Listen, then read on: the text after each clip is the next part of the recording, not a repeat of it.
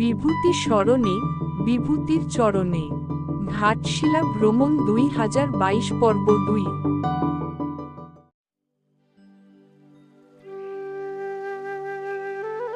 স্থানীয় ইতিহাস বলছে, কয়েকশো বছর আগে রাজস্থানের ঢোলপুর থেকে আসা রাজপুত যুবক জগন্নাথ দেব খাতড়ার সুপুর পরগনার রাজা চিন্তামণি ধোপাকে পরাস্ত করে জগন্নাথ শাহজাদা ধবলদেব নাম গ্রহণ করে ধবলভূমের রাজা হন এবং সেই ধবলভূমের রাজধানী হিসেবে সুপুরকেই নির্বাচিত করেন।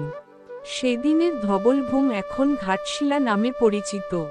সুপুরের রাজধানী প্রতিষ্ঠার প্রায় 32 পুরুষ পর রাজপরিবারের ছোট বড় দুই পক্ষের মধ্যে বিবাদ বাধে। তৎকালীন রাজা টেকচন্দ্র খাতড়া চলে যান এবং রাজপ্রাসাদ কুলদেবতা কালাচাঁদ জিউকে সেখানে নিয়ে গিয়ে নতুন মন্দির প্রতিষ্ঠা করেন। অন্যদিকে খড়গেশ্বর ধবলদেব অম্বিকানগরে গিয়ে নিজের রাজধানী প্রতিষ্ঠা করেন। ফলে সুপুরের সঙ্গে রাজপরিবারের সম্পর্ক এক প্রকার ছিন্ন হয়ে যায়। বিগ্রহ শূন্য হয়ে পড়ে মন্দিরটিও। গ্রামবাসীরা আজও মনে করেন রাজপরিবারের তৈরি কালাচাঁদ জিউ মন্দিরটি তাদের গ্রামের গর্ব। গ্রামবাসীদের পক্ষ থেকে দুবার মন্দিরটি সংস্কার করা হলেও প্রশাসনের হস্তক্ষেপ ছাড়া গ্রামবাসীদের সীমিত সাধ্যে এই প্রাচীন ঐতিহ্যশালী মন্দির রক্ষা করা সম্ভব নয়। চারিদিকে উঁচু নিচু পাহাড়ের টিলা, নদী, জঙ্গলে ঘেরা এই শান্ত পরিবেশ ঘিরেই ঘাটশিলার প্রকৃতি। ঘাটশিলা অতীতে ধলভূমের সদর দপ্তর ছিল। এখানেই রয়েছে তামার খনি। সুবর্ণারেখা নদীর ঘাটে শত শত শিলা শায়িত বলে এই স্থানের নামকরণ করা হয়েছে ঘাটশিলা।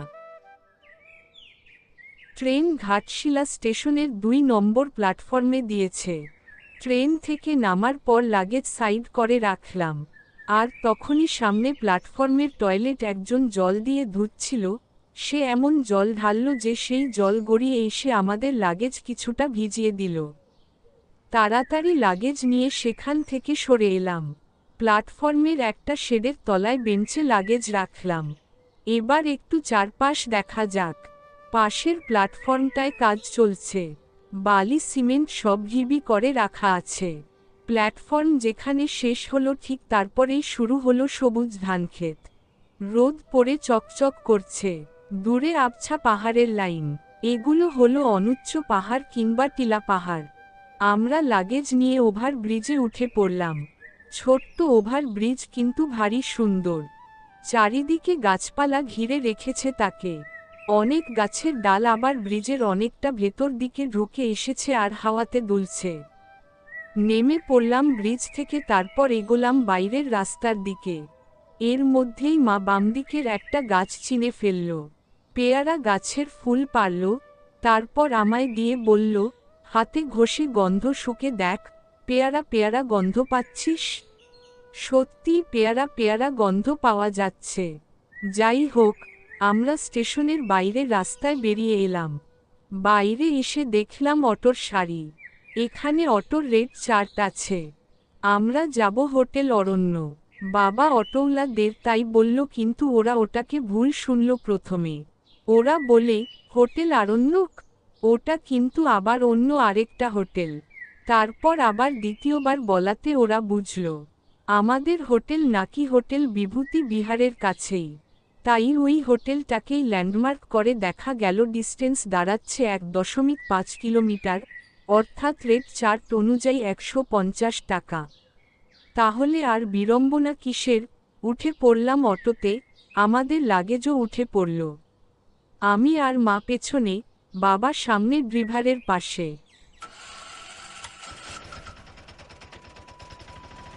রওনা দিলাম হোটেলের দিকে। প্রথমে গলি দিয়ে এগোলাম।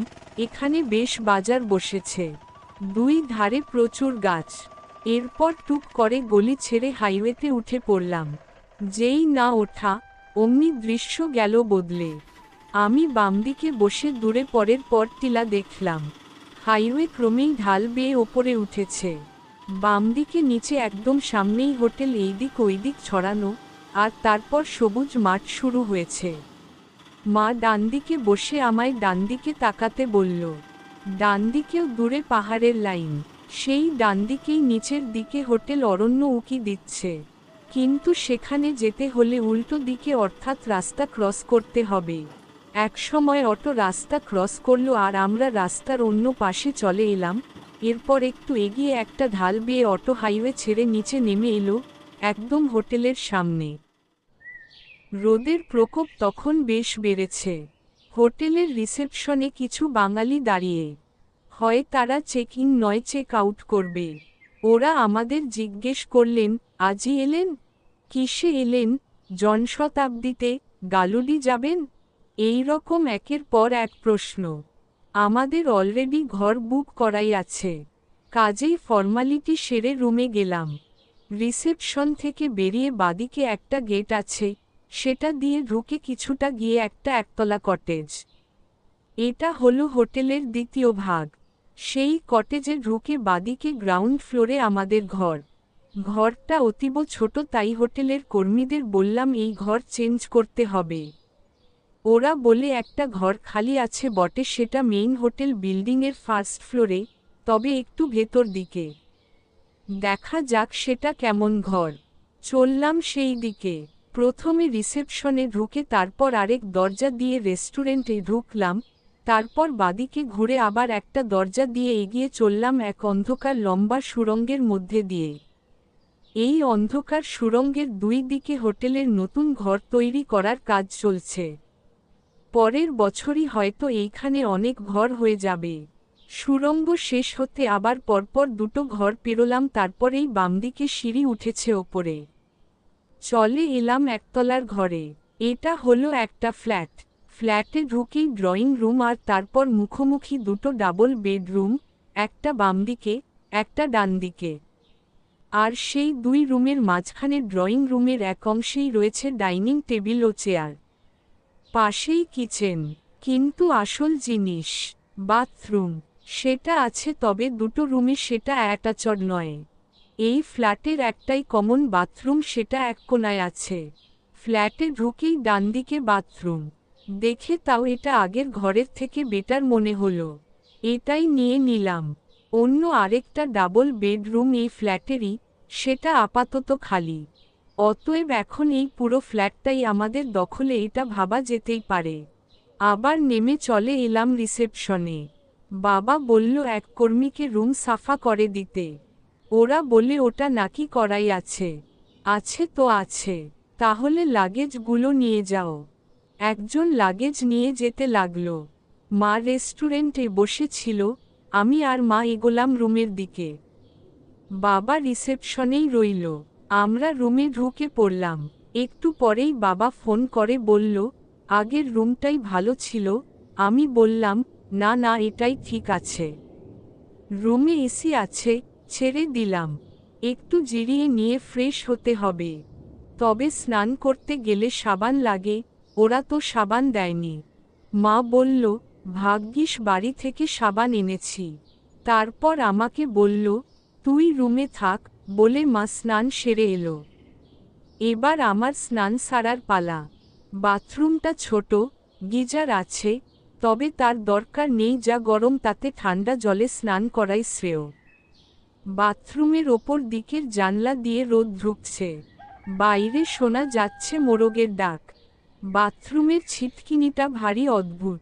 ছিটকিনি দিলেই ওপরের দিকের মুন্ডুটা কাত হয়ে ওপর দিকে উঠে যায়, যেন কাউকে থুতনি ধরে মুখটা তুলে দেওয়া হলো। স্নান সেরে বেরিয়ে রুমে চলে এলাম। দেখি বাবা চলে এসেছে, এবার বাবা যাবে স্নানে। কিন্তু তার আগেই এক ভদ্রলোকের আগমন। সে ফ্ল্যাটে ঢুকে ড্রয়িং রুমের একটা বেতের সোফাতে বসে পড়ল। তার নাম হচ্ছে রশিদ। তার অটোতে করে সে আমাদের ঘাটশিলা ঘোরাবে। তার মানে বাবা এর মধ্যেই অটো ঠিক করে ফেলেছে।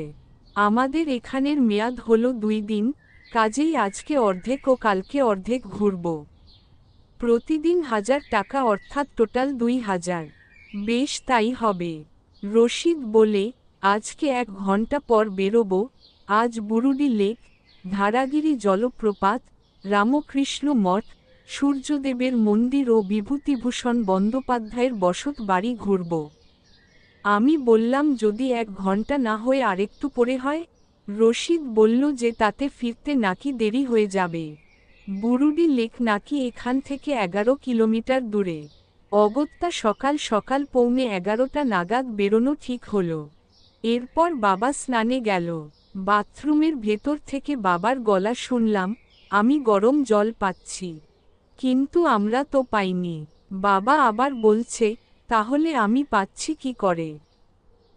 বাবা স্নান সেরে বেরিয়ে এলো, তারপর রেডি হয়ে আয়নার সামনে দাঁড়িয়ে চুল আঁচড়াতে আঁচড়াতে বলে, বোরা কেভ যাব আজকে। বোরা কেভ হল আরাকু ভাইজ্যাকে অবস্থিত। সেখানেও আমরা অনেক বছর আগে ঘুরে এসেছিলাম। কিন্তু এই ঘাটশিলায় হঠাৎ এই কথা কেন? ওটা আসলে একটু ভুল বলা হয়ে গেছিল, ওটা বুরুডি লেক হবে। সবাই রেডি হয়ে নিলাম, এবার বেরোবো।